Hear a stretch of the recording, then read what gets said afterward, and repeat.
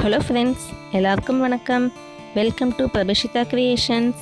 இந்த சேனல் இன்னும் சப்ஸ்கிரைப் பண்ணலன்னா சப்ஸ்கிரைப் பண்ணிக்கோங்க. கூடவே பக்கத்தில் இருக்க பெல் பட்டனும் கிளிக் பண்ணிக்கோங்க. அப்போ தான் இந்த சேனலில் அப்லோட் ஆகிற நியூ வீடியோஸோட நோட்டிஃபிகேஷன்ஸ் கிடைக்கும். இப்போ நம்ம பார்க்க போகிறது கருப்பு கொண்டக்கடலை யூஸ் பண்ணி இட்லியும் பொங்கலமும்.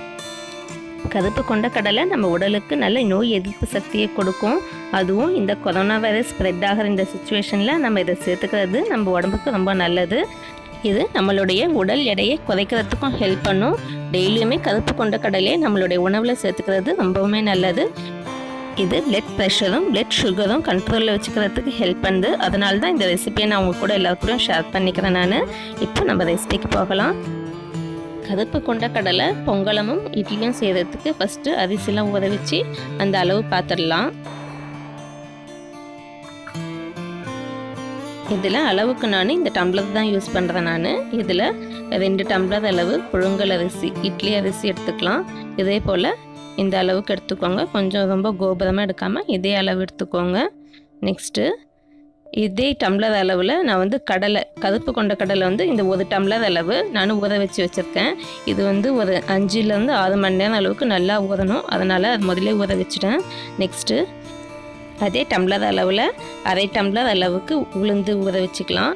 இதில் 1 டீஸ்பூன் அளவு வெந்தயம் சேர்த்துக்கலாம். இது எல்லாத்தையும் நம்ம ஊற வச்சுக்கலாம் கழுவிட்டு. கருப்பு கொண்டக்கடலை 5 மணி நேரம் ஊறணும். அரிசியும் உளுந்தும் 1 மணி நேரம் ஊறினாலே போதும். 5 மணி நேரம் ஆயிடுச்சு. கருப்பு கொண்டக்கடலை பாருங்கள், இந்த அளவுக்கு நல்லா ஊறிடுச்சு. நல்லா நான் பார்க்கும்போதே தெரியும் நல்லா ஊறி இருக்குது. இதில் இல்லைன்னா நீங்கள் கையில் எடுத்து உடச்சி பார்த்தீங்கன்னா நல்லா உடஞ்சதுன்னா உடனே சாஃப்ட் ஆகிட்டு இருக்கும். உளுந்தும் எல்லாம் ஊறிடுச்சு. இப்போ நம்ம மாவு வதச்சிக்கலாம். ஃபஸ்ட்டு உளுந்தும் கொண்டக்கடலையும் போட்டு அரைச்சி எடுத்துக்கணும். அதுக்கப்புறமா இதை எடுத்துகிட்டு அதுக்கப்புறமா அரிசி போட்டு அரைச்சிக்கணும். எப்போது நம்ம ஆஸ் யூஷுவல் இட்லிக்கு அரைக்கிற மாதிரி தான் கொண்டக்கடலையும் உளுந்தும் அரைச்ச மாவு இந்த கன்சிஸ்டன்சியில் இருக்குது. இது போல் எடுத்துக்கோங்க. நெக்ஸ்ட்டு அரிசி அரைச்சி இது கூட சேர்த்துக்கலாம். அரிசி போட்டு எடுத்துக்கிறேன். நான் இதை அரைச்சிட்டு எப்படி இருக்குன்னு பார்க்கலாம். மாவு அரிசியும் அரைச்சி எடுத்துட்டேன். இந்த பாருங்கள், இந்த மாதிரி கன்சிஸ்டன்சியில் இருக்குது. இந்த மாதிரி அரைச்சி எடுத்துக்கிட்டு இதில் உப்பு போட்டு ஊற வச்சிடலாம். இது ஃபெர்மெண்டேஷன் ஆகணும் இட்லி வைக்கிறதுக்காக. அட்லீஸ்ட் ஒரு 10 12 மணி நேரமாவது ஃபெர்மெண்டேஷன் ஆகணும், புளிக்கணும் மாவு. அதனால் தேவையான அளவு உப்பு போட்டு மூடி வச்சிடலாம். கொண்டக்கடலையே சுண்டலாக எடுத்துக்க விரும்பாதவங்க இந்த மாதிரி ஏதாவது ஒரு ரெசிப்பியாக எடுத்துக்கலாம். இது குழந்தைங்கள்லேருந்து பெரியவங்க வரைக்கும் எல்லாருமே எடுத்துக்கலாம். எல்லாருக்குமே ரொம்ப நல்லது தான் இது. நான் ஏற்கனவே கொண்டக்கடலை யூஸ் பண்ணி பிரெட் சன்னா ரெசிபி எப்படி செய்கிறதுன்னு போட்டிருக்கேன். அதோட லிங்க் டிஸ்கிரிப்ஷன் பாக்ஸில் கொடுத்துருக்கேன். இப்போ நம்ம பொங்கலம் எப்படி செய்கிறதுன்னு பார்க்கலாம். இதுக்கு மாவு புளிக்கணுன்ட்டு அவசியம் இல்லை. இது ஏற்கனவே நம்ம மாவு வதச்சி 2 மணி நேரம் ஆகுது. இதில் எண்ணெய் சூடானதும் கடுகு 1 டீஸ்பூன் அளவு, சீரகம் 1 டீஸ்பூன் அளவு, அப்புறமா மிளகுத்தூள் இடித்து வச்சுருக்கேன் ஃப்ரெஷ்ஷாக, அது 1 டீஸ்பூன் அளவு. அதுக்கப்புறமா காய்ந்த மிளகாய் இது போல் கிள்ளி வச்சுருக்கேன். ஒரு 2 மிளகாய் அளவு இது போல் கிள்ளி சேர்த்துருக்கேன். அதுக்கப்புறமா கறிவேப்பிலை இதெல்லாம் தாளித்து மாவில் கொட்டிக்கலாம்.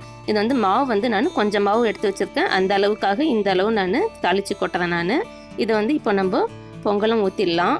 பெருங்காயத்தூள் கொஞ்சம் ஆட் பண்ணிக்கலாம். அதுக்கெலாம் 1 டீஸ்பூன் அளவு சேர்த்துக்கலாம். பெருங்காயத்தூள் போட்டு இது மிக்ஸ் பண்ணிவிட்டு தவா வச்சு சூடானதும் அதில் எண்ணெய் ஊற்றிட்டு மாவு ஊற்றலாம். மாவு ஊற்றிட்டு நிறவக்கூடாது. அப்படியே நம்ம ஊற்றி அப்படியே விட்டுடணும். இது போல் மாவு ஊற்றிட்டு எந்த அளவுக்கு வேணுமோ அந்த சைஸில் மாவு ஊற்றிக்கோங்க. அப்படியே ஊற்றிட்டு அப்படியே நம்ம மூடி வச்சு அப்படியே வேக வச்சு எடுத்துடலாம். ஸ்டவ் சிம்மில் மீடியம் ஃப்ளேமில் வச்சு செய்யலாம். அப்போ தான் மாவுலாம் உள்ளே வேகும். நல்லா ரோஸ்டடாகவே எடுத்துக்கலாம். நல்லாயிருக்கும் டேஸ்ட்டு. இது போல் இருக்கும். இதை திருப்பி போட்டு எடுத்துடலாம். இது பொங்கலம் நம்ம ஃப்ரெஷ்ஷான மாவுலையும் செய்யலாம், புளிச்ச மாவுலையும் செய்யலாம். புளிச்ச மாவில் செய்யும்போது கொஞ்சமாக வெங்காயம் கட் பண்ணி போட்டுக்கலாம். இப்போ நம்மளுடைய பொங்கலம் ரெடி ஆயிடுச்சு. நெக்ஸ்ட்டு இட்லி ரெடி செஞ்சிடலாம். இது நேற்று அரைச்ச மாவு. இது இந்த மாதிரி புளிச்சதுக்கு பாருங்கள், நல்லா பொங்கி வந்திருக்கு மாவு. இப்போ இதை நம்ம இட்லி ஊற்றிடலாம். இந்த கன்சிஸ்டன்சியில் இருக்குது. இப்போது இது போல் எல்லாம் ஊற்றிட்டு ஒரு 10 நிமிஷம் வேக வச்சு எடுத்துடலாம். நல்லா சாஃப்டான கொண்டக்கடலை இட்லி கிடைக்கும் நமக்கு. இது morning breakfast, evening tiffin, dinner எல்லாத்துக்குமே எடுத்துக்கலாம். இப்போது இட்லி வேக வச்சு எடுத்தாச்சு. இதை பாருங்கள், ஹெல்த்தியான சாஃப்டான கொண்டக்கடலை இட்லி ரெடி ஆகிடுச்சு. நீங்களும் உங்கள் வீட்டில் ட்ரை பண்ணி பாருங்கள் ஃப்ரெண்ட்ஸ். நெக்ஸ்ட்டு இதே மாவே யூஸ் பண்ணி தோசையும் ஊற்றலாம். இதில் வெங்காயமும் இட்லி பொடியும் போட்டு தோசை ஊற்றிருக்கேன். இது போல் நீங்களும் ட்ரை பண்ணி பாருங்கள் ஃப்ரெண்ட்ஸ். எல்லா ரெசிபீஸும் ட்ரை பண்ணி பாருங்கள். இந்த வீடியோ உங்களுக்கு பிடிச்சிருந்தால் லைக் பண்ணுங்கள், ஷேர் பண்ணுங்கள், சப்ஸ்கிரைப் பண்ணுங்கள். தேங்க்யூ ஃபார் வாட்சிங்.